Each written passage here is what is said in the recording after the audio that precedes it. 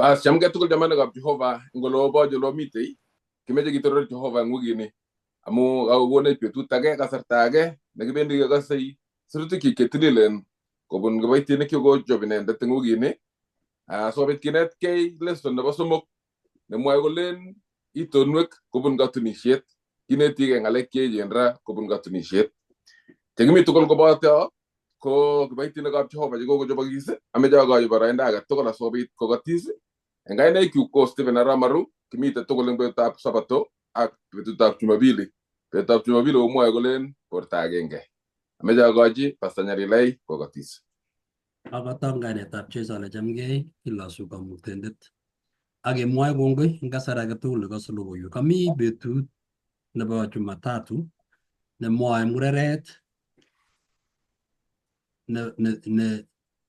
mureret nemie akamite kwaeng kasi nemwoe akobo Hosea ak chepkukoniot, kwondo ne chepkukoniot.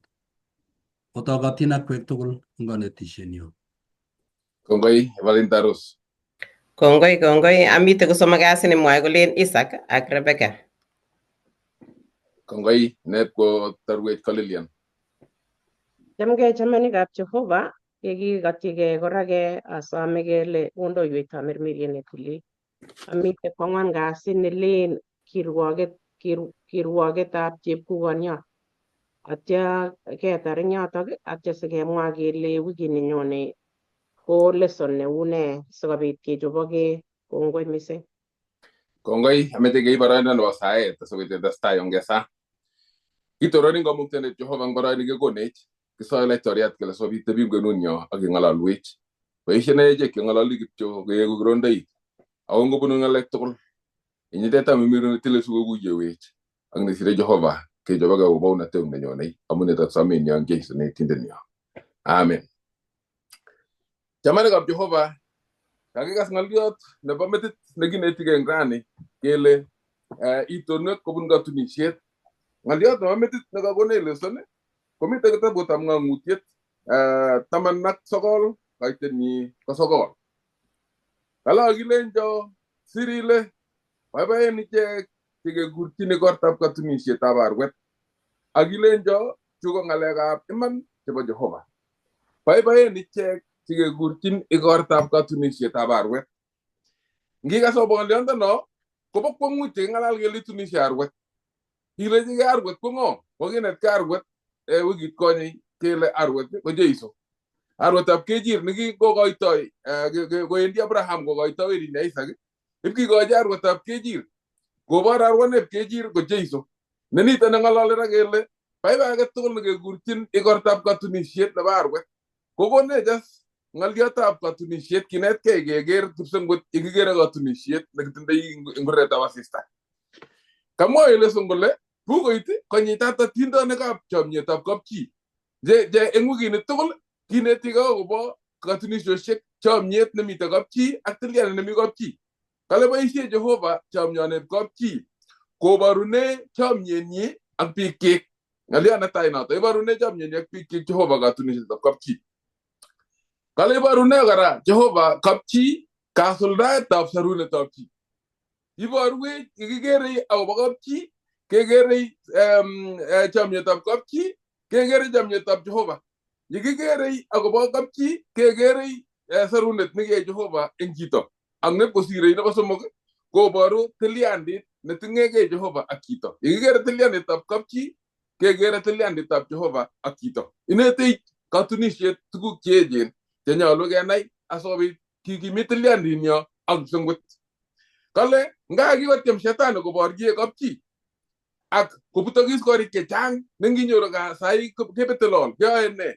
Ko kale kotoko kora ko korik ko agenge netinye kanetisiet nebo kwong'ut akobo sarunenyo ne angon ka kikowa shetani eng ortinwek cheterchin kotokonetech kora keker kipsengwet yekikinetigei akobo kapchi.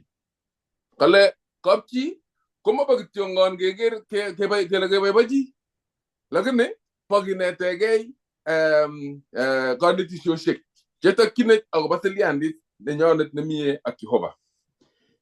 Yeking'alal akobo ng'oliondotab kapchi anan katunisiet ko katunisiet ko agenge eng tuguk tisab che tililen. Kamwa sirutik kole ngisoman ak sirutik inyoru ile tilil katunisiet. Ye ngalale ngaletab katunisiet ko tilil agenge eng tuguk che tililen che kitoi kipsengwet inendet, kitoi Jehova. Nengote kelen tilil katunisiet, tilil sabato nebo Jehova, tililen ngatutikab Jehova, tililen saga kebeberwekab 10, tilil kapsomok nebo kipsengwet Jehova kwanda werit ak tamirmiriet. Tilil ng'aliotab Jehova ako tilil borto. Maborwek kichochu kikase keiboti borwekab tengek. Tilil borto ne bortab Kristo, ne noto kanisetab Kristo. Nekale mureret nekikechop, nenyonei sandet nyokomutyinkei kaniset nekikochop kolelesonji. Nito ni kobo kwong'ut amu kang'alal sirutik kole ung'otiet ng'oliondoni ako ing'alale kapchi keng'alale akobo Kristo ak kaniset. Ye ing'alale katunisiet keng'alale akobo Kristo ak kaniset. Nenyolunot kinetkei keker kele angakaba kwong'ut ng'aliotab katunisiet. Noto nakaberta netai nebo introduction kimeche kebe betutab Jumapili asikobit kero kito nekale borto agenge. Ye ing'alale akobo borto agenge kekere ing kitabutab Taunet ole kitauneke ng'oliondoni kelen borto agenge. Kale kingekakechop Adam, kale koker Jehova kole mamie kotebi chi kityongon. Kole achini toretindet netoretigei tuwai asikotebi tuwai kotoretkei tuwai. Kale kokochi rwondo Adam kuko kingonotindiot. Yeityo kocher eng karastanyi nebo katam kocher karasta agenge. Atyo kokwe karasatak kobokorio. Kale atya ngakechop as kong'et eng rwondonyi komwoe Taunet 2:23 kole king'ep kong'et kale komwa chichoto kole ni anyun ko kawet nebo kawekyuk ak banyek chebo banyekyuk ak banyekab bortonyu. Kikure kainenyi kwondo amu kakinemune muren. 24 kole amu notok anyun kokoktoi muren ak kwandanyi ak kamet akonamgei ak kwondonyi akoek ichek borto agenge. Kotoi ng'oliot nekekure borto agenge eng yoto. Yutou kokapkotoi kito ne wendi kiptebotoi nebo science ak biikab sabok. Nengomwa chito kole agenge keteshi agenge kwoeng komwoe ni kolen agenge keteshi agenge ko agenge. Kakituiyo manong'otiot ak muren ak osotiot. Yeityo koek tuwai borto agenge nekasimatu kwoeng kokeny. Ngiro eng yu komong ng'oliondo nekekure borto agenge amu kakinetigei borto agenge komong eng Taunet. Ko ngepitoromen Efesoek 5:1 komong kokeny ng'oliondoni. Kole amu ng'oliondoni kokoktoi chi kwandanyi ak kamet akonamgei ak osotiondenyi akoek ichek tuwai borto agenge. Kanyokomwa Jeiso kokimit kisir Musa eng Taunet. Nyokokimit Jeiso eng Efesoek 5:31. Eng yebinyo kora kitabutab Matayo kekase Farisaek chekityeme kotyem Jeiso. Kotyem Jeiso akobo ng'aliotab katunisiet. Kolenji Matayo 19:4. Kokinyokotyem Farisaek kotebe koleji tos bo iman kele ng'aliotab besiet king'alale ng'alekab besiet. Kale ak inendet ne kiyai ichek ichek ko kiyai muren ak tie. Kaita ngwanoto eng Matayo 19:4. Inendet ne kiyai ichek ko kiyai muren ak tie. Kaita 5. Akile akobo nito bokokto muren ak kwanda ak kamet akonamgei ak osotiondenyi akoek tuwai borto agenge. Kaita 6. Koteshi kole simat kotak koaeng ako borto agenge. Atyo kole notok anyun chekakotuiyo Jehova komatukobesyo chi eng kaita 6. Kekas ile kang'alale ng'aliotab borto agenge. Ako ng'alal kipsengwet ak eng let yun kotarchi Jeiso kole chekakotuiyo Jehova komatukobesyo chi. Kikotyem shetani koborye ng'oliondoneb katunisietab kapchi. Ako kipsengwet kotyeme koborwech akobo tetutiet netindoi eng oretab katunisiet akoi sorunet. Kamwawech eng ebeswek kotinye ng'ololi ebeswek mut kaitini 29. Komwa kole amu kebeberwek chebo bortonyi, bortab ng'o? Bortab Kristo ne noto kanisetab Kristo. Kikibeberwek chebo bortonyi. Ngiro eng kitabutab Korindoek netai. Korindoek nebo tai 6:15.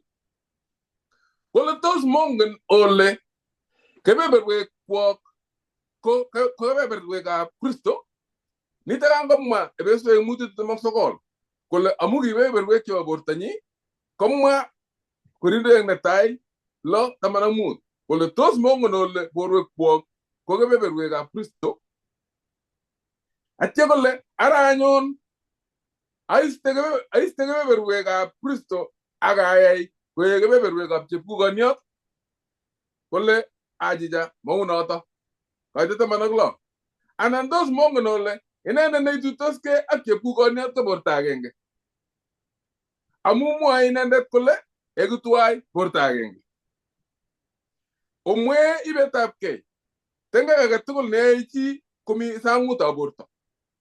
Tengek age tugul neyoe chi komi sang'utab borto. Yeimite sang'utab bortoab Kristo ko tuguk cheyoe ko tengekto.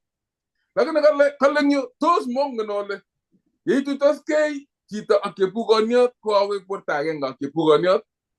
Ko yeituitoskei chito ak manung'otionyi ko awek tuwai borto agenge. Ak yeituyekei chi ak sandet ne Kristo ko awek borto agenge ak Kristo ak tamirmiriet agenge neituitosei koboto kipsengwet. Eng nitok keker kele angaga kanetisiet nebo katunisiet koibu kipsengwet koneteni tuguk chekingen chekitindoi eng achek. Yeityo koborwech akobo tilyandit nemite ngwerunya ak icheket.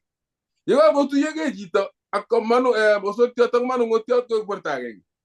Ko yemwan ile kakituye ak chepkukoniot ko koeku borto agenge. Chepkukoniot ngeng'alale chepkukoniot ko kaniset kora nekikomasta koek kaniset koek chepkukoniot. Ko ngebiro kaniset nebo ng'ang'utiet 12 ko kaniset ko chepwondo nekale ilochi asista. Kala komi keldebeseikyik arawet. Kala kondo kutonok chebo kechek 12. Keker kaniset nelibwop netilil nekikilelesonchi kipsengwet. Kero ngebiro 17 koek chepkukoniot. Kaniset nekikomasta. Kele ngotuye anyun ak chepkukoniondoni anan otuye ak kaniset ak kipsengwet. Kero kaloeku borto agenge. Eng nitok kokone ng'oliot kityo nekimeche kinetkei kenai kele yekinetigei akobo maunatoshek, yekinetigei ak kesomani sirutichu, kenai kele kakaboisie kipsengwet ortinwek chechang kolewen kanetisiet asikobit koborwech akobo tetutiet netindoi akobo achek. Kale kaite 32 eng nebeswek 5 kaite 32. Kale ng'otieni ako ng'alali akobo Kristo ak kaniset. Yeng'alali Jeiso akobo katunisiet ko ng'alali akobo Kristo ak kaniset. Ameche iro tuguk cheu chu sikechokchi kityo ng'onunwokindo. Ameche iro tuguk chetindoi kitabutab Efesoek 5 kong'ete 22. Ak ikas ng'oliot nelen kou ketinet ketikolen kou Kristo akine. Kou Kristo akine. Kou Kristo akine. Inai ile ngemwaun etikelichin kou anom kokakinetenen ki nenyolu kinetegei. Kole osotichu eng kaite 22. Akasin manung'otiot kou ye akase it Kiptayat. Kaite 33. Manung'otiot ko metitab osotiot. Kale kou Kristo akine ne metitab kaniset. Yeng'alal akobo manung'otiot kele metitab osotiot, metitab kaa ko baba. Ko kiyonye kele kou Kristo akine ne metitab kaniset. Kale kaeng metit Kristo nebo kaniset asikobit kosor kaniset. Kele metitab kapchi ko manung'otiot. Kou Kristo ne metit akine nebo kaniset. Kale ako kou ye kaseit kaniset Kristo kou notok akichek osotik eng manung'otai. Nyolu kokasit osotiot manung'otiot. Kou ye kaseit akichek akine kaniset Kristo. Keborwech kole koki kaniset koki bortoab Kristo konyolu kekasit Kristo yekaseit Kristo Jehova Kiptayat ak agenge. Kole manung'otai chu ng'alit 5. Wacham osotik kwok kou Kristo akine nekicham kaniset ako koitegei kobo inendet. Kikoitegei Kristo kingocham kaniset kokoitegei akobo inye ak ane. Eng notok ko kale ochome kokwek manung'otoik kou Kristo nekicham kaniset. Iker ile kakangei ng'aliotab chomyet kele nyolunot kochomyo kapchi, nyolunot kotebi koek chebo kabwatet agenge. Nyolunot kokasit manung'otiot osotiot manung'otiot. Ko eng ortinwek cheu chu koborwech akobo kito nemoche kipsengwet anan tilyandit nemi kapchi ko tilyandit nemoche kipsengwet komiten ngajek ko ki osotik. Komakwech kipsengwet kesich tilyandit manung'otiot nyo ne notok ko Jeiso. Tilyandit ne tilil, tilyandit nematinye tisha, tilyandit nematinye kunenden. Sikenyor kakeleleson wei kokakilach karik chebo luget chebo imanda asikobit yenyone sandet nyo komuti mureret konyor wei ketinye tuguk tugul cheyamatkei. Kale nywas lesson. Kale eng katunisetab chito kale kokituiyo biik aeng che mekesunotingei. Kikituiyo biik aeng chetindoi rartautik. Yetya kong'et kora kotindoi rartautik. Ko eng yu koborwech kowekwech kipsengwet eng katunisiet. Kolechech king'ep keker kele ibutat katuyoni. Koker kipsengwet ak katetutiet nesarune kapchi anan nesarune chito. Kole as kakituiyo kiptengekiot ne notok ko inye ak ane. Keeku bortoab Kristo, kituiyenechkei Kristo. Achek kiptengekinik kituiyenechkei ak chekinyoluliotin, kituiyenechkei ak inendet neikesunotkei. Asikobit kenyor kito neikesunotkei ne notok ko yautiet nelel eng Kristo. So kikenyoru katuyet achek ak Jehova kwanda kobun Kristo. Nekingip kituiyenechkei keyaech keeku yautik chelelachen. Notok amune sikelechinech kou yekase iit osotiot manung'otiot konyolchin ichek ko ki osotik kekasit Kristo ne manung'otiot nyo asikobit koyaech keeku chekesunotingei ak ketogu eng taitab Jehova kwanda ko ki yautik chelelachen ak kenyaban baunatet nekikwechobwech. Yekitare komwawech lesson kole ng'aliotab kapchi kinetigei tuguk somok. Kinetigei kenyochigei kat lelutik kyok eng katunisiet. Kamwawech kole kou Kristo akine nekinyoiwech kat. Amu kinyoiwech kat Kristo buch. Kibortosi eng kapchi amu kikonyo shetani kochut orititab kapchi. Akwai boriet ne nginyoru kesuchinigei ng'alek. Kirate ng'alek kotomokeng'ololdos, kikobet ng'alalet eng korik. Amu konyo shetani akobrogan. Lakini kamwawech ing lesson kole kuye kinyoiwech kat Jehova kwanda amu chomyet. Ko kale manung'otoik konyolu kocham osotikwak. Kale kanyolji manung'otoik kocham osotikwak kou yechome borwekwak ichegei. Yekakeeku borto agenge konyolu kecham. Bunu chomyet manung'otiot kowendi osotiot. Yeicham inyochini kat. Yeicham iribei. Yeicham iboe. Kou yekichame ichek Jehova akonyo akokonech kit age tugul nemakchinigei. Kale kiatyem aumak kou lagokab arek. Ekarab ngokiet ole iume ngokiet arekchi. Chame koumech akobaech akokonech tuguk tugul chekimakchinigei. Yekikasit inendet aketiri koboto inendet. Eng notok kole kapchi konyolunot komitei amu nitok ne ko kipsengwet ne ming'in eng ing'ony. Konyolunot komitei ng'aliotab nyoetab kat. Makinjururgei. Makituptochigei batai. Makesishine. Lakini kenyochigei kat ak keng'ololchine ak ketilitit ng'alekyok asikobit keeku kokibarte kipsengwet ne ming'in eng ing'ony. Kale nyolu keib nyalulnatoshekab kabutoshekyok tuwai ak kinetegei Kristo. Yero matkeker ak kelaumen age kele koanum nekoteb kole ndakomu koanum komatikeyano ndakomu koanum nyalunot kelaa tugul nyalulnatoshek ak ikimitkei. Ngingele nyalulat anum ngoi ikimit eng sautik ak eng ng'oliot. Ngot ko nyalulat eng or age kokimiten eng sautik ak eng ng'oliot. Ak keker mising konyekyok ketokyi Kristo. kale kekonugei akoba age kou Kristo akine nekikonkei akoba kaniset. Nyolunot kebe extra mile kemuitochigei kekonugei akoba age asikobit ketechkei ak nesirei ko kechopkei ak lagokyok koboto lagokyok akobo bolotet. Kale yeye Jeiso tuguk tugul kokere Jehova. Kale kokanyolchi akichek keyai tuguk tugul kekere Kristo. Amu kiker Jehova kekere Kristo akine. Ng'olyo nebo let ko kang'alal sirutik chetililen kole notok anyun chekakotuiyo Jehova komatukobesyo chi.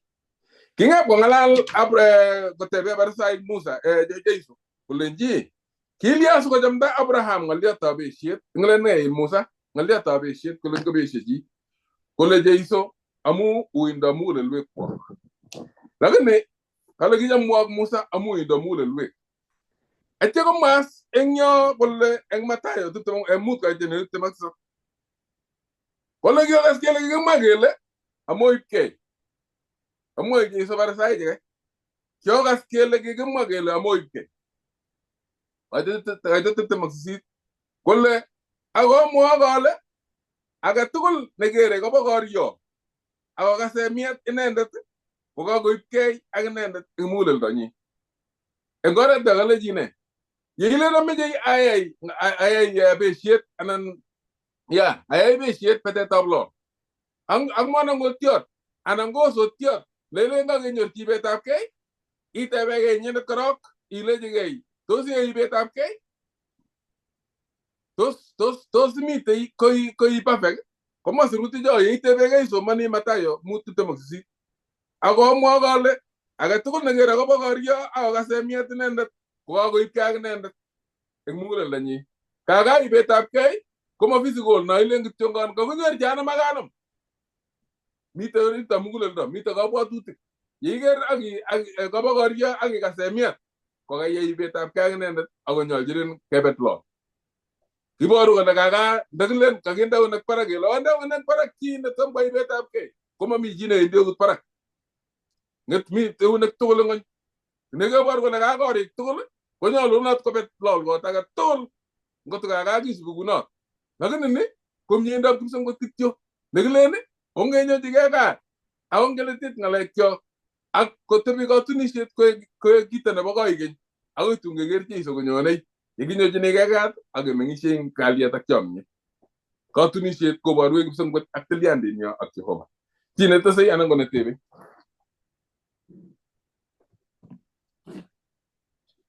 Sasa meche atach mwalimu nerubei Pastor Nyalile, karibu. Kongoi mising en Aramaru. Kaimwoiwech kergeindo nebo katunisiet. Nagen ko itondo nebo tilyandit tindoi Jehova ak achek. Kameche ates ng'olyo agenge eng kanetisiet nakemwa akobo borto agenge. Ingen ile kikibunu chito agenge achek tugul. Sigindenyo ko Adam. Werit nebo Adam kotab koteb biik kole kitun ng'o age. Weritab Adam kinyorchi ano kwondo. Amu kiyai Jehova Adam ak kwondonyi kosich werik oeng korok. Yebata komwa kele akile kikisich tibik ak murenik chemakimwa kainaik. Kole kinyorchi bororietab netai ko kitun chepkamet. Amu simelen kimang'une ko soet age. Ko kingakotun chepkamet ko kiborto agenge ak korotik agenge. Yekibendi koiton kalenjin ko matanyumnyum kibendi siketeb kele ng'o bichu. Keribe oret komakerkeit. Kongip keteb kele ng'o bichu omwagei. Omwa tiondo. Kocham komwoe biik tiondo. Ko Christianics mising komakomwagei ng'alekab tiondo. Lakini kikiribei kele bichu ngobo tiondo neter ak oret neter ko kimakemeche koburuchgei bichu amu kikiribe korotik ak sobetab lagok chebwone eng tai. Katunisiet ko tilil kou ye kemwa.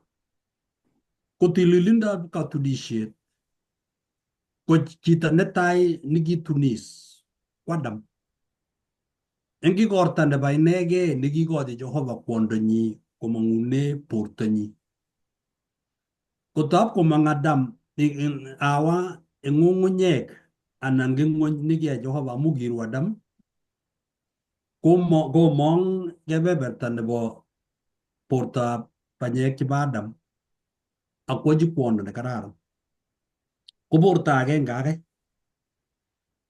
ko kingap koshong Adam in kwondab Adam Hawa kole Adam banyekab banyekchuk kowekab kowekchuk kikure inendet kwondo amu kamang'une muren ko na ikere Kiingereza ko kaboisie ng'oliot woman the WO and then man so ngikas kiyokilen WO eng Kiingereza ko kito nekikwong'e akipkwong'e ngolin kole ane ne chichotok ne Adam o kikwong kole wo kon ng'oni tab komwa kole ara maane kowek tilyandit nekibo bortonyi ak inendet nyekemwa kele mami chi neweche bortonyi neiboru kele matin koyan netya kwondong'ung anan ko manung'utyondeng'ung ko bortong'ung mami chi nekomoti bortonyi kabisa kole kakoima kotilatil akoi jam akoi kakesunet notok ile yakemwoe kotare pasta komwoe kole mat kobesyo chi akoi tun kobesyo meet rani kokochang'a meet chekokochang'a chekokobesyo biik ako makomi tilyandit amu kokoek alake kwenu nyone ake nyokoep eng kimasi kokanyokebe anyun kebeberta nebo Jumatatu nekamwoiwech akobo mureret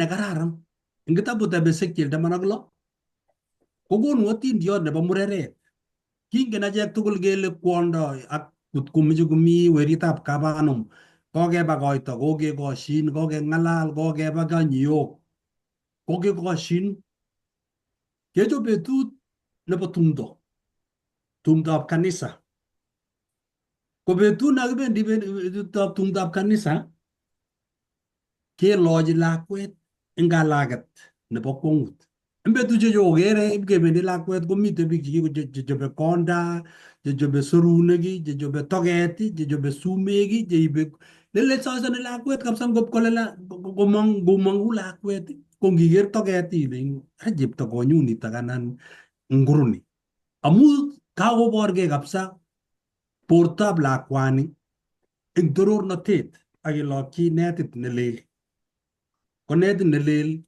ko korok netai ko kituiyo murenoni ak lakwani ako king'alal ko kingakong'alal kokoshin nyokomwochi sigik kokoshin sigik komakiyai tetutik chekiyai sigik akekoshin ak kain akerib kele korotikab kai ak kain komanamegei simatun kakisich lagok kesich lagok chemakororon ko kito nekikiribe ano kiribe akoi rani keribe tilyandit nebo kain ak kai sikoek agenge ko biik chekanyokotuiyo ko manung'otiot ak osotiot tanyiwe kitabutab Ezekiel 16 komwoe akobo bororiosiek aeng bororiosiek somok anyway amu kang'et ing yu kale kinyonjo kokeny ng'oliotab Jehova kolecho weritab chi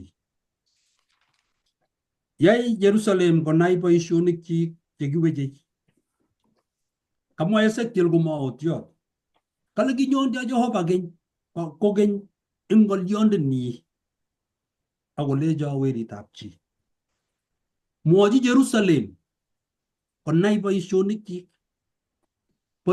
chekiweche chemakororonen akilenjo mwochin Jehova inendet kamuktaindet Jerusalem kouni kale kikisichin akisolu emetab Kananik kakisichin akimong'une emetab Kananik neiboru kele kakolanda bitonin lagokab Israel akomi bitonin olin mi emetab Canaan ing emetab Adam ana Canaan ko kimi biik chekimi emonoto.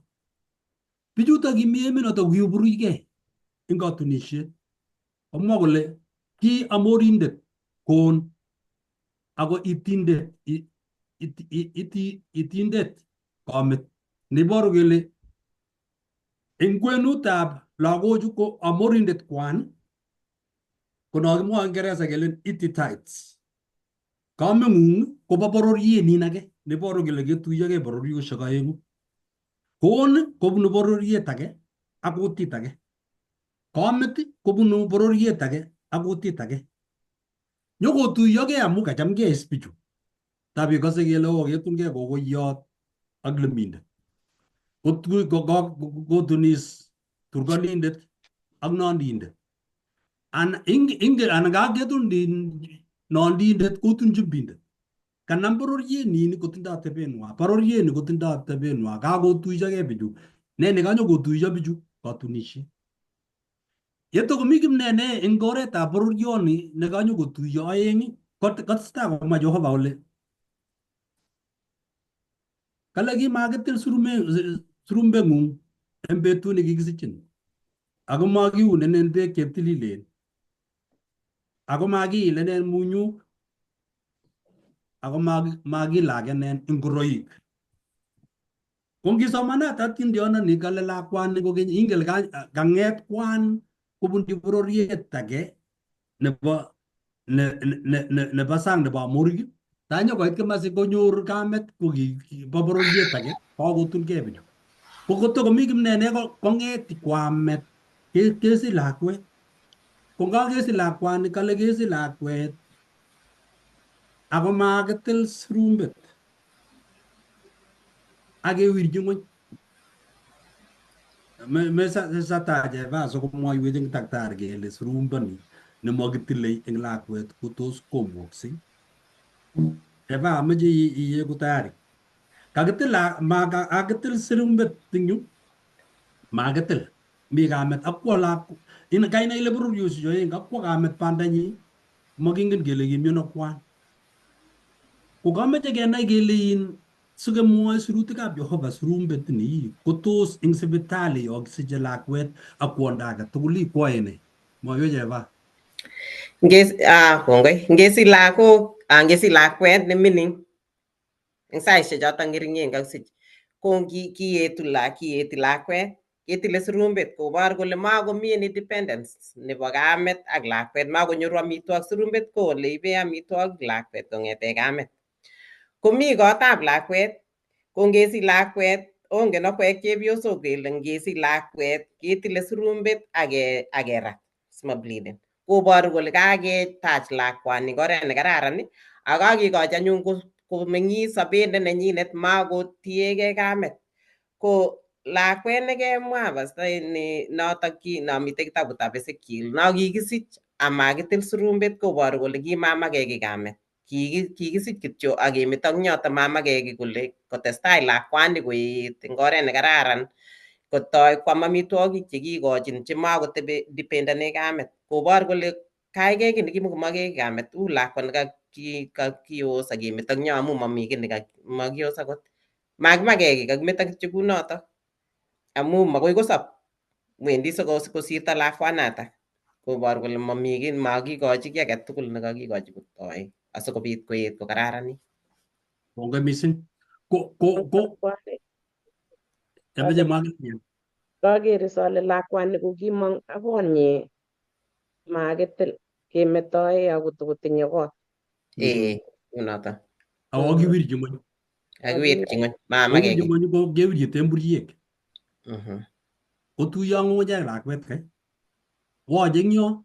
Yetokotesetai kale kobit chi nekinyo nyokonyor lakwani. Matindoi ngor. Makitil surumbetab lakwet kai. Birtogei lakwet eng yu. Kaitit anan kolale asista. Konam chichi konam lakwet kai akomut. Ipkoun. Kotilchi surumbet kai. Konde munyuk. Surumbet yu simata konam kobit ki nekang'em kole munyu ko kerge ak chumbik rani komite ngin sipitali kikuren noto keba jokindo kole kibeje simanyor miondo amu iboru kole ndikikatepto lakwani kot ko kitabitu infection ipkonun kitanune lakwanato. Yes. kongoi pas korib lakwani konde munyu chukai ak korib kabisa kala kotestai lakwani koet kebai kabisa kotoi koner ko kikakoner tap kole ngokeri ingele lakwet yo ming'in ko mokoi inai itondo kai kele kerge ak ng'o yo tokoming'in lakwet mi kityo ole kere chepyosok kole lakwani ko kerge ak anom much koker itik anan koker serut anan koker konyek anan koker metit lekitepto anan lekitepto katit koker kole ngotindoi kebeber nebo anom lakini mutai kakoet lakwet akot mising ko tibik kochoku kochok lakwani kabisa tab kolen kochok lakwani kotakoner tab kolen keker lakwet kai ang kakoik lakwet nekararan ngap koraranit itondo ingele kokararanit itondo nebo chito ingele ko murenik chechang kokere sang nebo itondo namwoe biik kole ingele ile katunisiet ko biik chechang ko kikotun itondab kwondonyi ko itondo kotepche arawek 6 kityo ikere amu kila ngonget karon koker konam tait koker kot kobek arawek 6 kot koistogei anyun kotoigei ki nebo orit atebet nekimokongen chichi amu kingotun kokitun kokaker itondo lapkei itondo kabisa lapkei konyek chi konger kolen to kayan ng'alek chekaimwa lakini mutai kakotebi lakwani kabisa kotebi ak chichi kesich lakwet koyo kesich lakwet eng arawek kenyit agenge kenyit nebo oeng kotoi ko kamet koistogei eng chomyet na kocham komi ak boiyot koyopchi lakwet sikopchei koek konom eng boiyot koek konom eng lakwet kotoi kosisich lakwani korib komutai komakokere boiyot chomyet nekinye nin ko kitestai lakwani kokakoet kabisa tab kikeri kakoet lakwani kokararanit kale kobwat chichi kole eng kibotun eng kotun amu kinyor inendet eng barabara ip kouni kwochi tuguk chekiyochi tugul chekororonen kobai lakwet kai kwochi tuguk chekiyochin lakwet koet tun kakoet lakwani kole atuni ko ngiker kanetisiet nekakon Ezekiel eng yu ko korok netai kokebor tilyandit nebo chomyet itondo nebo chomyet neiboru kole chomyoni ko chomyet nemokere kiy age kosir kit nekikichob chomyoni kora koboru kole kikasit muguleldonyi ak maket nebo ripset eng kabwatutik chik kokanyo kokon Jehova tilyandit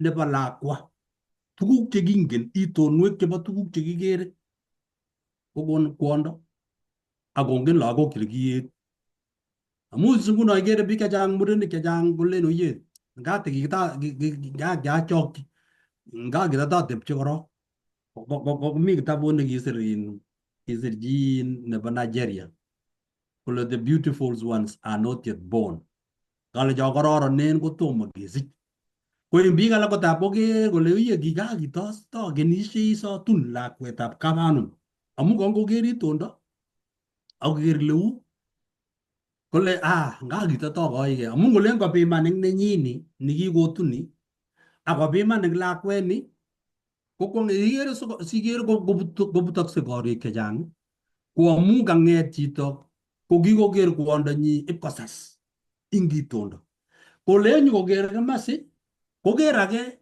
ing itondo nechome inendet ako neoe kiy age tugul ko nitok kanyo komutyech kenai kele itondo nekere Jehova kokere muguleldo ak atebet. Mureret ko kaniset nebo Jehova. Mureret ko kaniset nebo bororietab Israel. Kakokur Jehova kole kiomi ak Amorik eng emetab Canaan. Ne bichotok ko ki bunikwok. Kiomi ak Asuriek. Kiomi Misri.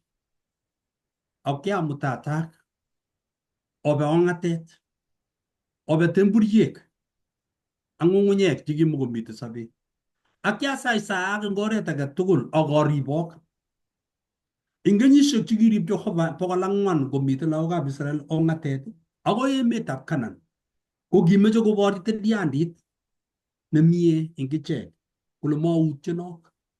Ko ngimi Korintoek 5:21 komwoiwech kole kitukyine Jehova imandanyi. Imandab Jehova komwa imanda nenyo.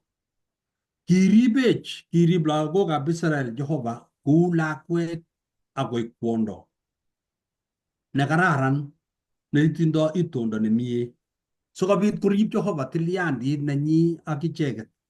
Ker tuguk chekiyochi Jehova, ikochi boldet eng kong'atet sikotuch icheket mabel asista. Eng kemboi ko kikochi Jehova lapkeiyet siko eng bandanywa nebendi koker ile bendi. Kirib Jehova eng mionwek matingibek chechang eng kong'atet. Korib Jehova eng oretab amitwogik kokochi mana nekinyoru karon akibiye akoi mutai nekimaitebe lanji ak kimaitebe koskoling. Kirib Jehova lagokab Israel eng oret age tugul kou kwondo age tugul nekiribei eng kapchi neiboru itondo ak mieindo. Eng kakesunet eng kebeberitak ni komwoe kole Jehova kotindoi maket neo amu tindoi maket koker kwondo nenyolunot, kwondo ak mureret nekiyoni. Koman mureret age tugul nekiyoni kotindoi kalasunet eng manongotiondenyi. Amu kot koyonigei kwondo ak manongotiondenyi kobitu kalyet akobitu chomyet eng kaya. Yanyekebe kwoeng kasi kokibe atindiot age, kwondo age neter ni. Kaking'et maotiot Hosea kelechi Hosea oroni weritab Amitai, ameche iwe akicheng kwondo ne chepkukonyo. Kwondo nekai ko lakwet nekikikeronu koetu ak boiboiyetab chichi kokere lakwet kong'arng'ar akoi mutai kakoet lakwani to kole achame amu ingen atebenyi, ingen boisionik chichi kibit ak atebetab lakwani. Oroni anu chepkukoniot ko kwondo nemotindoi manung'otiot, ityakat kwai kiy age tugul nemeche kwai. Chepkukoniondoni ko eng kitabutab Isaya Hosea 1, Hosea 3 ak ng'ong'utiet 17. Ko nekit ko kikimwa kele mi chepkukoniot, ko chepkukoniot nebo Hosea eng yu kokilech ibitun. Ko ingen ile maotiot komemuoksei eng chi nebo Mungu kimakokilechin is amu kaineran kararan eng kanisa kimakun itun kwondo nebo kanisa. Unoto kabisa makokilechin ibije wi akoi yabo Paradise eng Eldoret anan iwe street nebo Nairobi akibicheng chepkukonik chemite akile oye kachame ni ak akere ni ngamut. Makoi koi kristianindet kekerchin yot kityongon komutai nyikeisten eng kanisa akelechin nechu koyechu kokinyorchin ak kokikerin imi wanu. Kakilech Hosea ibicheng kwonyi ne chepkukoniot akitun. Chepkukoniot kotindoi atebenyi nikikoloskei akwai kong'ete komining. Ingen kowal murenik kimasi ak kimasi akwai tuguk chemeche kwai. Ingen chepkukoniot komuchi ko murenik anan ko chepkukoniot komuchi koek kwondo. Kokangemwochi Hosea kelech ibitun, ko kikoteb biik chechang kole tos iman kiitunis Hosea kotun chepkukoniot akosich lagok chekikure kainaik chekimwoe akobo atebenwa. Kele nitok ko kergeindo, itonwek chebo katunisiet. Kele mi biik chekikotun chepkukonik anan ko kitunis chito kotebi ak kwondonyi kenyit netai, kenyit nebo somok kometo boiyot kwondo akwo ipkwai kukoinetet eng town anan eng kokwet age tugul. Ikere kele eng kanaset age tugul nekewe eng kebeberwek tugul chebo gaa eng Kenya anan ko emetab Amerika ini inyoru biik chekikwai boisionotok. Kikoek biashara chechwaket amu le sobe kuuyot. Kelech Hosea anyun ibimutu Ko Hosea melen kiwo kobirtogei ipkomut kwoni akotun. Matakotebe kolech atebeng'ung nekinye ko kine. Boisionikuk chekibo kukoinotet ko kine. Komwa eng kitabutab Hosea 1:2 kele kiyan eng muguleldonyi, kiyan eng sobondonyi, kiyan eng kabwatutikchik akole amuti. Eng maget eng yu kokebor tilyandit netindoi Jehova ak biikchik. Kele Jehova kotindoi rirge akotindoi mieindo. Kiketebi achek kou chepkukoniot, kemaste ak keyai tugukchok achegei keutie Jehova. Ko kingakeutie Jehova, komwoiwech Jehova kolechech imutyigei osotiot ne chepkukoniot ak lagokab kukoinotenyi. Ko kakemwochi ingen ile manyo chepkukonionon inegei, kamut lagok chekikosich eng sang. Ko kakomut lagok chekikisich eng sang, nyokomuti Hosea. Ingen mami kiy neui ako ng'wan eng muren age tugul kemuti lagok chemachechik. Kose kabisa muren kole uiye. Aya ko muren kabisa nekikotiny muguleldab Jehova. Amu ingen ile tap komi lagok chekemut kwondo sinyokonyalil boiyot. Amu kere kole masich. Anan ko tap komi lagok chekemut manong'otiot ako maimut kwondo chemasich. Ingen ile bitu luget neo mising eng kaatak amu ingwai makosa kolen kalen kimoko nenyu lakwani. Eng kamet kongen. Eng manong'otiot eng yun kongen. Kotabiker komi katunisiet neu notok nenyoru wasetabgei ak nyalilda neo mising bichotok eng gaa. Hosea ko kergeindab kaniset. Israel lagokab Jehova. Kikobutyo lagokab Israel komasta eng kamisetab Jehova. Kole kamuktoindet Jehova ane ko manong'otiot amu manong'otiot eng sirutik chetililen ko kaniset ne Kristo inendet mwenyewe. Ko kwondo nekanyokocheng Jehova komeche kocheng kwondo nekikomasta akikwai kukoinotet ak atebet neya. Kokenyokomut kemwochi Hosea maotiot sikobor tilyandit nekemutune lagokab Israel eng taitab Jehova ak mieindab Jehova. Nitok ko kaborwech kole marire Jehova icheket chenyalildos kityo akotindoi maket Jehova korib kanisenyi. Maketab Jehova ko koker kole mureret nenyi komelen tokotebe kainet amu kakowalak chi niyoe kukoinotet ak atebet nekiya ak nyokomyeit eng gaa akoistogei eng atebet nekibo tai akoisto tuguk chekicham kwae koeku osotiot nemie eng gaa. Keborwech tilyandit nebo Jehova kele imandab Jehova komamu boisionik chemiach chekiyoe. Ingen Jehova atebenyo, ingen Jehova korikyok, ingen Jehova nyalilda nekitindoi, ingen Jehova kaimutik chekitindoi. Kit nemite kityongon ko kekasit kit nemwoe Jehova neikoikoi mugulelwekyok koirie amu eng atebenyo ak tilyandinyo komuchi kikemaste. Kemute nito akoi betusiek chebo let eng ng'ang'utiet 17 kemwoe akobo Babylon neo amu ikose eng kitabutab ng'ang'utiet 17 eng 12 komwoe kole kioker kwondo nekikelach asista. Tindoi noriok 12 chekimi metit akatyech arawet. Ko ngiker tuguchoto ko tugukab kipsengwet. Asista kobo kipsengwet, kecheik kobo kipsengwet, arawet kobo barak olin. Tamnyekemi imi 17 kale kioker kwondo ake neilochi ngoroik chesambururen. Ngiker ngoroik chik chekelach ko tindoi lelesta age. Kale kikisal kutit. Tindoi kikombet chetindoi divaik chebiriren akowendote tiondo kwonyi kai. Akatebe tiondo akowendi kokochi bororiosiek ak kimnatosiekab bororiosiek. Ko kwondo nemite 17 komwoe akobo chepkukoniot, kaniset nekikomasta eng atebetab Jehova akwai tugukchik chekiptubotoi nebo imandab Jehova. Kotindoi Jehova rirenet kotoret. Kokimwoiwech kele omong'une inendet Babylon neo akokasit Jehova eng kimasi neiboru kele Jehova kokutechin bororiosiek tugul. Kimang'une atebet nebo kukoinotet, atebet ne mastaat, atebet nebo baiman.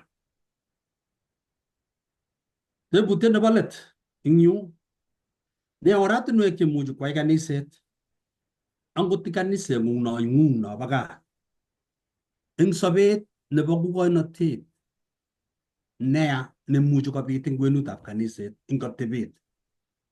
Eng kukoinotet nebo iman no itogu anan eng atebet neya eng sobetab tamirmiriet eng kwenutab kaniset.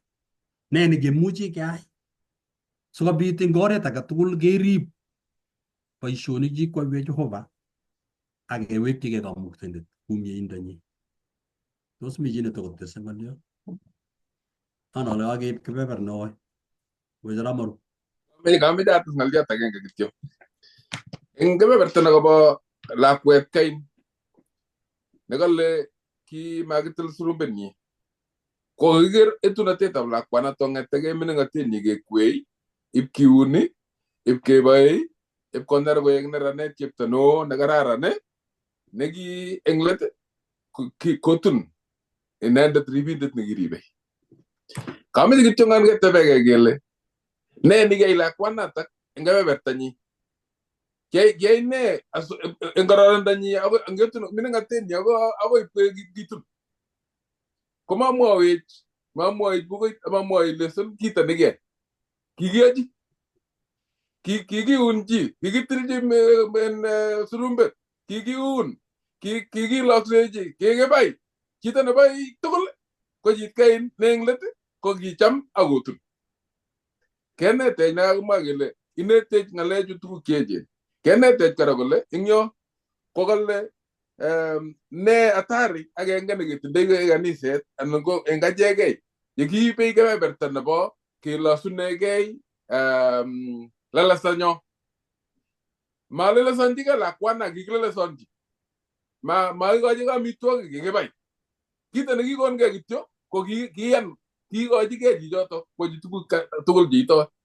Ak eng let koek osotiot nenyolunot. Kokonech kityo kebeberta nekalechech akot ak achek komamite kiy nekimuchi keyai akobo sorunenyo. Sorwet kikosorwech kipsengwet. Kito nenyokonech kityo komakat keyai ko kikochigei Jeiso. Masorwech ng'atutik. Katebi kot lesonyo kole how can we always guard against the spiritual pride? Nekilen kitililen acheket amu tuguk chekiyai kikerib ng'atutik, kikeyai no tuguk tugul, kikirib acheket. Maek Jeiso nekarib eng oritinyo. Na ile ng'aliotab katiletab kei nekiuni kikombet barak ko eng let kelustosi. Lakini kaka meche koune Jeiso inendet. Kebechi Jeiso sikounech akoun ipkoit orit akotunech keeku osotik eng manung'otionyo. Mami kiy nekimuchi keyai kobate mieindoab Jehova kityo. Kongoi. Kongoi korom. Mami kiy nekemuchi keyai man. Sarunet nekikekonech kobo iman. Yoe Jehova kiy age tugul.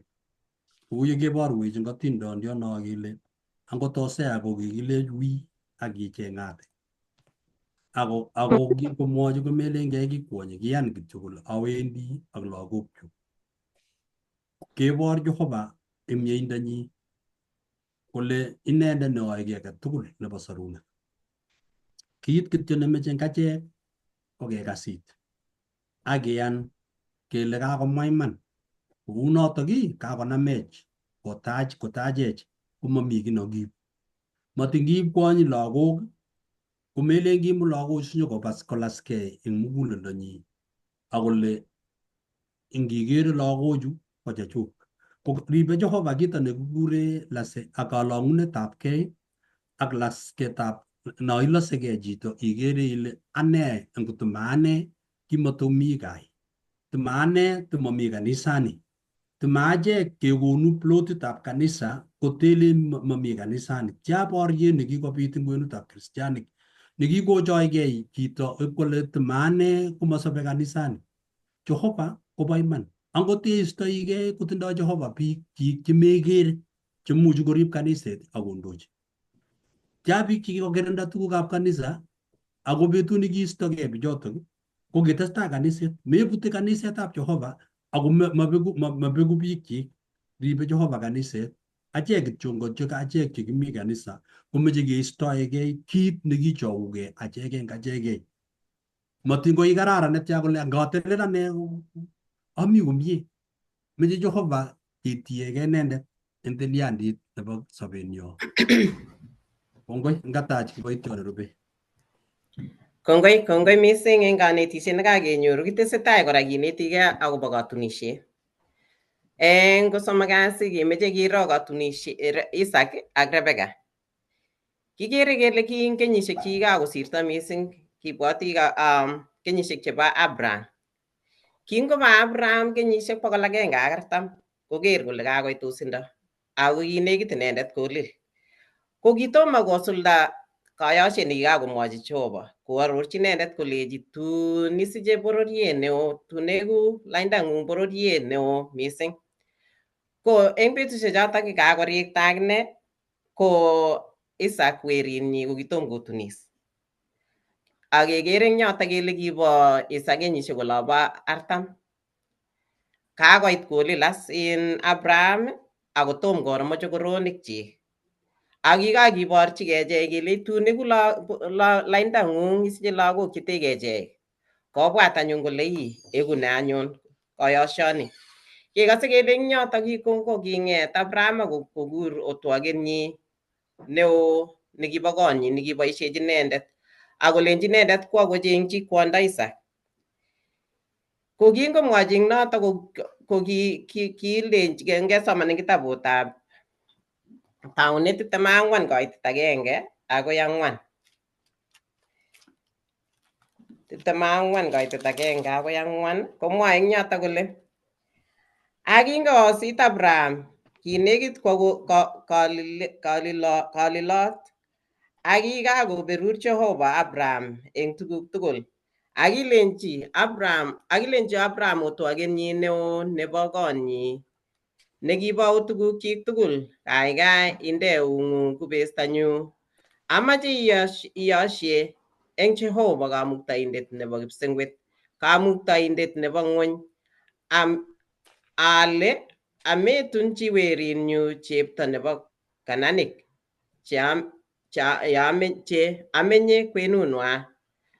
Ako ui akoi emenyu oldab tilyanutikchuk simutyi osotion werinyu Isaac. Kairo anyun kokochi boisiet neo nea kiboitiondenyi. Yu kokateb anyun sirindetab lesson kole kiamune asikobunji kamanut mising eng Abraham metun werinyi tibik chekibunu Kananik. Kaamune asimanyor ing yutok amu kamenye yutok tugul komengen lagok chekororonen kou yekakamwa Pastor kele kere lagok koechekitu ikere ichome lakwet notok. Ko kiamune simaikochi Abraham werinyi chance kochengchigei chepto nekichome inegei ako kimach inendet ipkemutune chepto emet age nekilo. Tos ki resist anan tos kimukochome bororiet Abraham nekibo yotok? Kuwache nguno komuch kele imuch memech wering'ung komut lakwetab bororiet age. Tos kiunotok eng Abraham? Kimakounotok. Nitok ko kiboru akobo kristianatet. Kimeche korib kayanetab Isaac mising Abraham ak kayamiset nekibo tilyandit nekitinye ak Jehova. Kale kinaatin mising Kananik eng saetab kanamonik ak boisionikwak chekiyachen chekikakobit kiptubotoi eng Jehova. Kiyae tugukwak, kisoe kanamonik ak kiyae tuguk chechang chekimokonyolu eng taitab Jehova. Ako kimakchin mising Abraham werinyi metun chepto netun imosich inendet eng kayanenyi kou acheket tugul. Kitinye achek tugul lagok. Ako saenyo mising ko kisigik kemeche mising kele tanyor werikcho kotun tibik chemanyokomosi mising. Ko kimeche kounotok eng kisaenyo kimeche Abraham akine koribok kotestai kayanet nekitinye ak Jehova nenyi. Kimeche Abraham mising kayosiet nekikakwai ak Jehova kotestai nekikolenji ayae baratengung koek bororiet neo ak akonin emoni iwendote. Notok komite kitabutab Taunet 17 koitet 7 akoi 8. Amwa eng yotok kora kele tos kiamune ko kimache Abraham koek cheitobonotin chekibo Jehova kou kikakoarorchi Jehova. Ko kakitesetai kemwa akobo atebosiek. Kakonetech pasta akobo atebet nekitinye en chepkukoniot nekikemutyigei kobor akobo kaniset. Ko kinaat mising ingen Abraham akobo atebosiek chekibo biikab Kananik ak bitonwekwak chekimakororonen. Ko kimakomeche nyokoburuchgei eng konyi ako nyokimas werinyi kou notok. Ngesoman kora eng Taunet 24 koitet ngesoman eng yotok ole kiweto kiboitiondenyi nekiyokto. Kale akichop tambesik kokutungso eng sangutab nganaset ole kinekit keringetab beek koskoleny. Yebendi kobokorisiek kosile beek, kikase as kakoit yotok. Kale akole kas anyun saetab notok kiyokto, kiboition nekiyokto Abraham. Akosa kole Jehova kamuktaindet nebo kiptayandenyu Abraham. Asain ale iberuro rani. Iyochi nemie Abraham kiptayandenyu. Kero, atononi eng yu mi kondab beek ole nyokosile beek tibikab biikab nganaset. Ingocham chepto ne asome alenji itu tereng'ung ae beek akowolwo kolenjo nganakin iye akasilchi tambesikuk akichek. Ingoek notok chepto nekilewenji otwakeng'ung Isaac, sianai eng notok ale kayochi nemie kiptayandenyu. Akingotom kokeskei ng'alalenyi okero koit Rebecca nekikisikchi Bethuel weritab Milka, osotiatab Nor, ng'etab kametab Abraham. Koibu terenyi eng tigikyet. Aki chepto nekararan kot berkeyat, akitom kotuiyo ak muren, akichortagei akoi koit kondab beek, akonyit beek terenyi akotokos kokeny. Kilabat anyun otwokindet kotorokta akolenji kaikai naka beek tutigin ae chemi teroning'ung. Ko eng yotok kikase anyun kingakosa kunotok kibois tamirmiritab Jehova. Konyo man cheboto, konyo Rebecca nyokosil beek. Kekase kele kingokakonaka beek kolen naka beek kokitu terenyi akonaka beek atyo kotestai maek notok kityo.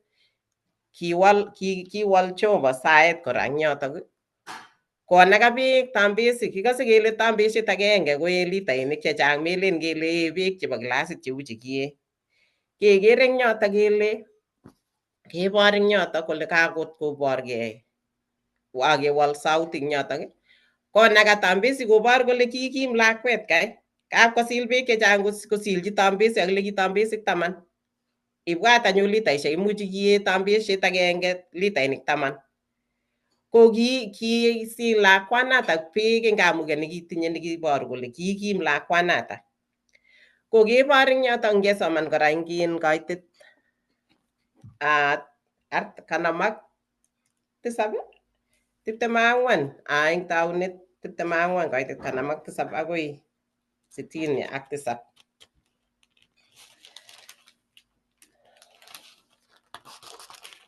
Kamwa notok kouni kole akile kingwas kunotok akesilchi beek akosilchi tambesik keba anyun akoi korab lakwani. Akile mie kekur ngataune 56. Akimwochi kolenji amatoka amu kikoberur Jehova bandanyu. Ochamwowo kap kiptayandenyu. Akile mie kekur lakwanatak konyo ketebe inendet. Kokur anyun Rebecca nyokotebe kolenji tos ichame obe ak chichi? Kole wei, awendi. Kichamchi anyun Rebecca ng'etab kamet kwo koboto cheplakwenyi ak otwogindetab Abraham ak biikchik, akiberu Rebecca kolenji nekitupcho, eku kametab elipushek konyil 10,000 akonyaban lagokuk kurgotikab cheweche icheket. King'et anyun Rebecca ak tibikyik che otwogik kolany tambesik kosup chichotok komut anyun otwogindonotok Rebecca akoba. Ak kinyo Isaac kobun oretab Berlaroi amu kimenye inendet emetab murot nebo tai, ak kiwendoti Isaac eng kewet koskoleny kobwototi, akitobendo koker ak okero tambesik chebwonei, akitobendo Rebecca, ak yekingoker Isaac kochorgei eng tambesiet, akitebe otwogindenyi kolenji, ng'o chichin nyone eng kewanin kotorokwech? Kolenji otwogindet, Kiptaendenyu notok, akinam ngoriet nebochin metit akoi kelyek kotugekei. Komwochi otwogindet Isaac anyun tuguk tugul chekikakoyai, akimut Isaac Rebecca kwo hemaitab Sarah kamenyi akotun Rebecca koek osotiondenyi, akicham inendet kot akonyor Isaac kakaikaet amu kikakomei kamet. Kakokas atindiondonas kakotuiyo Rebecca ak Isaac. Ko ne kateb ing yotok sirindetab lesson kole ne kit nekimuchi kinetegei eng yutok akobo Jeiso ak kanisenyi, akobo atindiondoni ko ne nekimuchi kinetkei. Kaiborwech ing yutok kele ki Rebecca kokitinye tilyandit kangoyoktoe Abraham kwo emet nekibunu inendet, kokitokomi tilyandit kora nekimi ak laindab Abraham, ako kimenye inendet oleloo mising.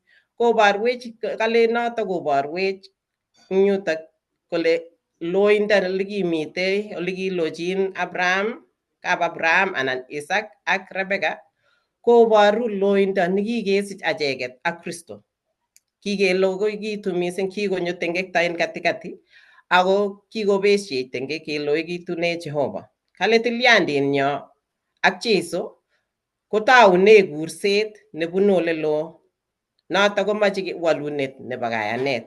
Amu kingomwa Rebecca kole awendi, ko kitomo koro Isaac, kitomo koker inendet, ako kimwa kole wendi eng kayanet. Ko notok koboru kole kayanet nekikurech akot akichek kebunu loindo sikemete sobet nebo keny akesich sobet nelel, ko kakiyan kele kiyoni Kristo.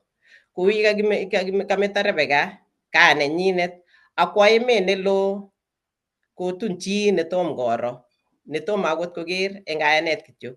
Ko acheket ko kikekur Jeiso, kebwonchi Jeiso akesich tilyandit nelel nekararan kemong'une tengekto, koeku chechobotin asikebunchi Jeiso, amu kale nyone Jeiso nyokomutchingei kanisenyi, notok kotun kaniset nematinye tilya, nematinye tisha, nematinye kukoinotet anan kanetisiet neter anan kotinye tengekto. Kou nitok kakobor, kale kou yekiyokto Abraham otwogenyi kocheng'chi werinyi kwondo, kou notok iyoktoi Jehova tamirmiriet netilil asikotokyigei biikchik Jeiso. Otwogetab Abraham komelen kele kiwo kityongon ipkong'alal tuguk alak, momi kiy age neter nekipkong'alal, ako tuguk tugul ko kitokyingei Isaac. Kale chametab Rebecca kobortoi kaniset. Kingetebe Rebecca kelenji tos iwe, ko kiwol eng yotok yakisoman eng kurget taunet 24:58, ko kiyan ng'oliot kole awendi koba ak otwogindet nekikakiyok. Ko unoto chamyet neketinye eng kayanet kiyoni kele kisorwech Jeiso. Katuiyetab Rebecca ak Isaac koborostoi akobo katunisiet nebo Jeiso ak murerenyi ne kanisetnyi. Nekanyol ne acheket nekanyol keeku chechobotin ko kigen sandenyo nenyone netun nyokomutech. Ko kakeit yotok ko tos mi chi neimuchi kotes anan kotinye tebut? Kates ng'olyot agenge ale Isaac ak Rebecca ko katunisiet netai nekingen kele kikiba ak keyai katunisiet nebo iman amu kiyokto Abraham kiboitiondenyi. Neiboru kele melen kishu kotuiyo Isaac ak kwondonyi. Kikiyokto kiboitiot. Kaoktoetab kiboitiot ko kiboru tilyandit nebo Abraham, kiboitiondenyi ak Jehova nekiribe tilyandit koek agenge. Nyeindab Jehova ko kiyok Kristo Jeiso koek kiboitiot nekinyokosorwech akomutyech manung'otiot amu ingen ile Jehova ko Jehova kotindoi tetutik chebo sorunetab chi. Katunisiet eng yu nekakeker pichaitab katunisiet kekere mpango nekiyai Jehova nekiyai Abraham ko tetutik chekisubi Abraham tugul akoi kakesunet kot kemutyi Isaac kwondonyi ko kikaberuretab Jehova. Mautye Jehova ki akwae Jehova tuguk tugul kosulda eng miendonyi. Kongoi mising. Tos mi chi age netokotinye ng'olyo? Komami atoche kiboitiot nerubot. Kongoi mising Eva, kongoi eng kiboitinik chekakondoiwech. Kokakeker kanetisiet neo kokait anyun kasarta nekikere kele mwisho koune. Kongoi mising kakekas atindiotab Rebecca. Kakekas atindiotab Hosea kocheng'e chepkukoniot kotun akoribe akowendi.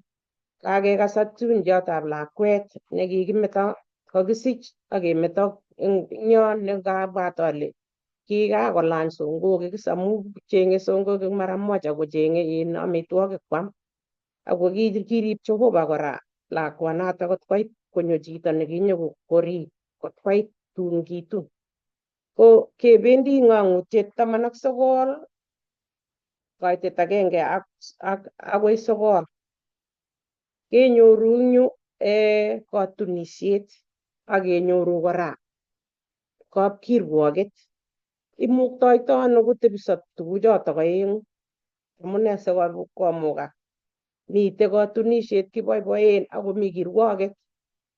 Ko eng yu kekere nakilenen nekikenyoru eng lesson chetai yani ateptab Jehova nebo chomyet akoite nebo let eng chomyetab Jehova koborgei Jehova kele konai chitugul eng konda nemamite chi netokomuchi kole tinye tisha Jehova kotililit komwoe kelen age tugul bo iman Jehova. Ko anyun eng yu keker kele eng 19 ng'ang'utiet 19 kaitet agenge akoi 9 kolen kingobata tuguchu akas kit neu kutit neo nebo tuiyet neo eng kipsengwet kole haleluya bo Jehova nenyo yetunet torornatet ak kamuktaet amu bo iman akobo imanda kirwogutik chik amu kakorwokchi chepkukoniot neo nekikomurwon ng'ony eng soksenyi kakoyakta muketut nebo korotikab otwogik chik eng eutab kwonyoto. Akimwa kokeny nebo oeng kole haleluya akotokostoi iyentonyi koigeny ak koigeny. Akibutyi ng'ony boisiek 24 chesoptos akolos Jehova netebe kecheretab laitornatet komwoe kole amen, haleluya. Akimong kutit eng kecheretab laitornatet kole olosu Jehova nenyo okwek tugul otwogikchik cheoywei inendet chemengechen ak cheechen. Akiakas kit neu kutitab tuyet neo akou pcheetab beek chechang akou pcheetab tulosiek chekimen kole haleluya amu laitorani Kiptaiyat Jehova nenyo Kamuktaindet. Ongeboiboitu akikaskei mising akikochi toronatet inendet kakochopchigei osotiondenyi ak kikikochi inendet kolachgei eng katanit nekararan nelel kot akotilil amu katanit nekararan ko boisionikab imanda chebo biik chetililen. Akilenjo sir ile boiboen ichek chekekurchin igortab katunisietab arwet. Akilenjo chu ko ng'alekab iman chebo Jehova. Kekas ikere ile mitei biik chekale kaboiboitu. Ikere ngityori mbiret komite lagok chemi taban kimasi golit kimasta ni, komi chetabanu kimasta golit nebo kimasi. Ako age tugul kotienchin biikwak cheityori mbiret kole kosir. Konyun kipsengwet yu kakoit anyun betusiek chebo let. Kakoit chepkukoniot boisionikchi kakotok. Ako kakotoi biik chetogu kele kakikochi kotililgei. Kakotebi ng'ony kapkirwok. Ikere Jehova kakotebi ng'ony. Kakele haleluya. Ako anyun mitei Babylon nekikobut nekikowirta biik chechang koberber koek chepkukonoik biik alake kolya.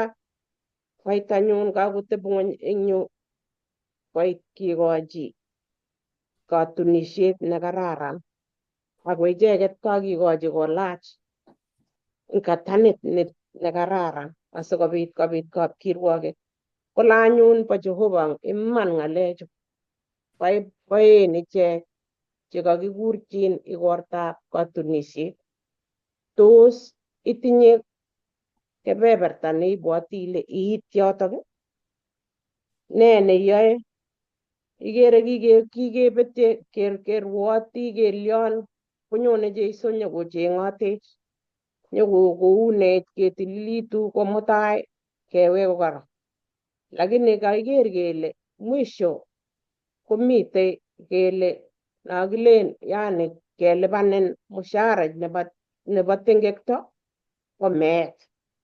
Kokait anyun kobit meet anan ko sobet. Ingoro neichaguani ako ma betunoto nekait kirwoketab chepkukoniot. Nguno sait nekakikonech kenyapan kele imeche ano, iwendi ano.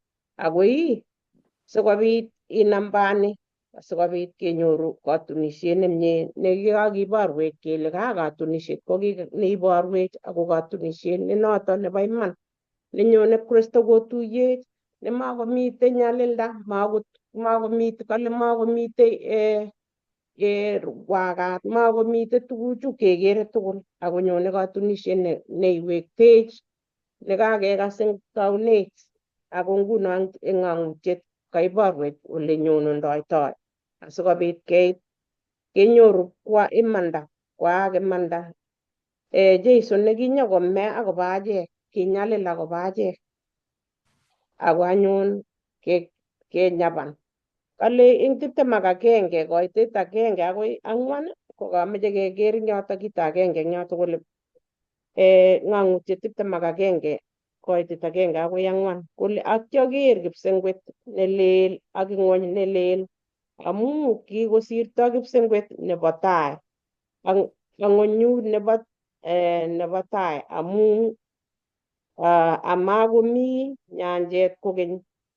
Atyaker nganaset netilil Jerusalem nelel kochorugei eng kipsengwet kobunu Jehova ko kakechop kou mureret nekakelelesonji manong'otiondenyi, ak kiakas kutit neo komang'une ng'echeretab laitornatet kole okero mi emaitab Jehova ak biik akotepche koboto ichek, akoek ichek biikchik akotepche Jehova ak inendet akichek akoek Jehova nenywa, akous inendet beekab kong alak tugul eng konyekwak, amakomi meet kokeny, amakomi kateiywet kokeny, anan rirek anan ko ng'wonindo, kakosirto tuguk chebo tai. Iker eng yu ile kale emait, inget emait abwoti ale ngekere arusit komi emait nebo kabarusi. Mi emainik chebo tilyanutik, mi emait chebo biik chebo kawaida, jirani ak ng'o, biik yani biik is chekabwa. Kale mi Jehova emainyi ak biikchik. Makomitei kateiywet akobukwech beekab kong. Inye ne ngap ikere ile iye kianyalil kouni lakini muitaet, imuite akiker Jehova akitach Jeiso eng sobondong'ung asikobit kotok keker nguno kele nyone Jehova eng konekit makolo. Kwanyun nguno iker ile katunisiet nguno ikere ile kakoborwech eng lesson nekinetigei koborwech kanetisiet neo. Iker kakeker ile katunisiet kokonin ile memuchigei ko inyegei akomite muitaet asinai ile meche ne anum. Kangang'et karon ko maane nabwotchinigei tugukchuk, abwoti akobo konyu, mwoe ne osotionyu anan mwoe ne boiyonyu ko kaniset ko kotiegei ak Kristo. Maimuchegei ngot kemoche keyai boisionik che chechoget achegei ikere ile mi ng'wonindo kora, lakini ketiegei ak Kristo asikobit koitita kabarunet noto kakiborwech kele asikobit kimukte ko ketiegei akenyoru yani encouragement nenyoru eng sait age tugul ketiegei ak Kristo konetech kobit kiy neimuchi neng'wan neilen ile oye manget anyun ale aite ni amu kakinetin, amu kitebe ilechini ara kilyochini ni, ko Jeiso nemwochini atkan kora, imwochini iwendi kelyekuk ikutunyi ko Jehova nekakonetech eng yu kole mwisho nebo chepkukoniot ko kirwokyin, ako chepkukoniot ikere chepkukoniot nekitoi eng kipsengwet cholwokto kotko kinyokobut ng'ony ako koite kora betut nekiwong'u ng'ony asikobit kokakonai chitugul eng konda akile bo iman Jehova. Kichome Jehova kong'ete kichomyet Jehova ako chomyet kora eng betut nebo let. Kongoi mising akochini mwalimuinik ngotko tinye kiy nemoche koteshi asikobit kesaa akemwa kele eng kebeberta nebo wikit nenyone ketuitosi keng'olole. Kongoi Lilian, Okay. ngamwa eng nwokindo. Kakenetkei ng'alek chechang akobo itondo nebo katunisiet. Kakeker katunisiet nemaisulda komie ak katunisiet nebo iman. Eng ng'onyuni kesoptosi ketindoi korik chetikendos eng katunisieng'wa. Nemakomi kalyet eng kwenutab manong'otiot ak osotiot.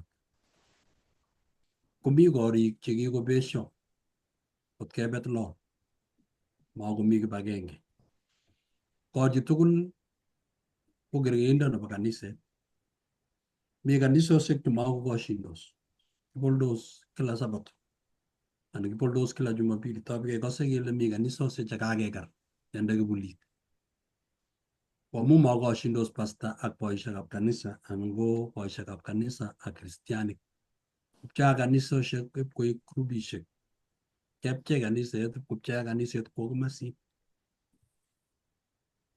Ng'olyot neamoche amwa eng tuguchu tugul kou yeu katunisiet, ko kikemwa katunisiet kele boiboitu eng katunisieng'ung, ma muitaet age. Ikose chechang kemwoe kele oyie muite lakwanyo, muite komelen akai ka muitaet nekimeche meche kobit chomyet ak torornatet ak boisiet nemie nebo chomyet nebo kapchi. Kimoko maketab Jehova kemuite. Amu muitaet koboru nyalilda. Iboru kabirutik ak ng'woninwek. Meche Jehova boiboiyet kobit eng kapchi. Mating betusiek chebo rubet, betusiekab nyalilda, betusiekab korerunotin tuguk. Imuitoi ingen, mamelen muitoi lakini iboiboitu ingen ile mi chito nemeche kokono tuguchutok. Kekesune ng'olyot kekesune Lilian eng let. Kele ite let eng 19 Mang'utiet ak 22 neitunishe arwet nekokirong wikit konye ne Jeiso. Akobit boiboiyet eng torornatetab Jehova eng katunisiet nebo iman ne inendet ko sandet ko Jeiso, ko achek ko ki kwondo. Ko eng kemasi ko kakoit let nebo oinet akine. Kobesio ak Jehova koikeny nemakoweksei. Komo oindet inegei. Mi biik chebestos ak Jehova akichek. Matin komi emoni ko kikoek kristianik ipkomasta. Koite let nebo tuguchoto. Kou let nebo katunisiet yakakouit, koba biik betetab lol. Amu kere kole makoi takoba tai. Meche kome boiyot, meche kebar chepyoset, meche kebar boiyot. Koyoto koite boiyot kouit sobetab koyoto kabisa nemakemuchi kotekeming'is. Ko kaikai kobit betetab lol. Sikobit kalyet eng kwonyin akobit kalyet eng murenon. Mele ka maketab Jehova kwaak tuguk cheu choto. Kenyokobor Jehova betetab lol nebo biik chemakomeche kokasit Jehova. Chekikoberber Jehova ak ng'olyondenyi. Koite kopchei Jehova aeng.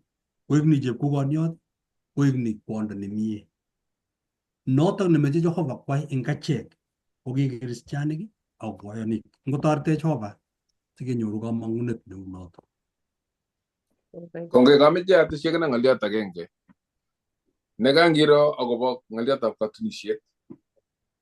Kenai kele kakameche kipsengwet konetech akobo tilyandit nemie nenye makat ketindoi koboto kipsengwet ko ki biikab Jehova. Keker kele kikonewa kora katunisiosiek chemite koretab asista. Che kale kimwa eng notok kole kiyai muren ak tie. Lakini okere ole kabit katunisiosiek chemitei nguno kwenunyo. Che kikotungei muren ak muren. Kotungei tie ak tie. Itebegei eng katunisionotok ile ne neinetech kokekerchine ak sirutik chetililen. Kale kikiyai muren ak tie. Yeityo kele bokokto muren ak kwandanyi kamet akonamgei ak osotiondenyi koek tuwai borto agenge. Kabakakta ano manung'otiot ak manung'otiot kalyanyi yuto ngomaelewanosi. Ikere ile kaikotyem shetani konyo koborye katunisiet amu tilil katunisiet akobortoi torornatetab Jehova. Nyokoborye shetani akonde tuguk alak. Nengabikas ng'ololdos biik kolen ara katayae ne chichoto anyun akine. Ngoto kakikowalak kabwatutikchik akocham muren. Komwa biik alak kole maboto. Kale ndesomani akilinyi ak ne kale ko kikowalak kiit nememuchi kokontrolen chichoto nemaboto akine. Lakini tos kikowal kipsengwet kito nekimi akoi. Kale kimokounoto kobo taunet akot kangisoman akobo Musa kole kimokounoto kobo taunet. Ako kito neyoe kipsengwet ko kowekte kebe kabukutab kabede nekibo tai nekikotom kabut chito aketebi ak Jehova komie. Eng noto komomi betut nebo rani kipsengwet kole amu kabwatutikab chichi chetindoi maket nelolei nekere muren akosich maket nelolei eng kabwatutikchik komanoto kityo nekelen makilen kunyochin kat Jehova notok amu memuchi kokontrolen. Lakini kekochigei shetani kobek kabwatutikuk. Lakini ng'olyot nesire tugul ko kikochigei Jehova koisto melelwek tugul chebo kabwatutikab chito ak keker Jeiso ak keyai imandanyi ekosiek tugul. So tetutik chu kikobit chu komamiten manda musingi eng sirutik ketililen. Tindoi musingi katunisiet no murenatie akobortoi kipsengwet konyone kotuni kanisenyi akomutech emet nekamwoe Lilian kole kikochobwech. Kongoi. Kongoi mising. Ko eng wikit nenyone keng'olole bororiosiek kebeberta nebo tai. Ko ketochok eng yotok asikobit kinetkei.